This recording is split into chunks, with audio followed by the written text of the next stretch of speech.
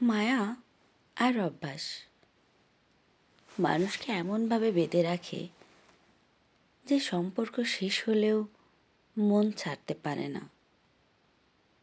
হারিয়ে ফেলা মানে শুধু কাউকে হারানো নয়, নিজের পরিচিত একটা অংশকেও ছেড়ে দেওয়া। দূরত্ব বাড়ে, তবু স্মৃতিগুলো অভ্যাস হয়ে থাকে। শেষমেশ সময়ই শেখায়, সব কিছু ধরে রাখলে বাঁচা যায় না। কিছু মানুষকে মনে রেখে এগিয়ে যেতে হয়। মায়া আর অভ্যাস, এই দুটি জিনিস মানুষের সঙ্গে এমনভাবে লেগে থাকে যেন ঘরের কোণে রাখা পুরনো চেয়ারের মতো। ব্যবহার নেই, তবু ফেলে দিতে মন চায় না।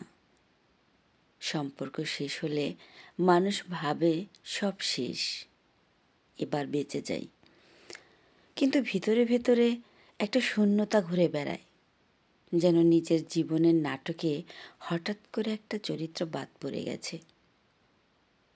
অথচ আমরা সংলাপগুলো এখনো মাথায় বাজে। এই টানটাই মানুষকে ভুলতে দেয় না, ছাড়তেও দেয় না।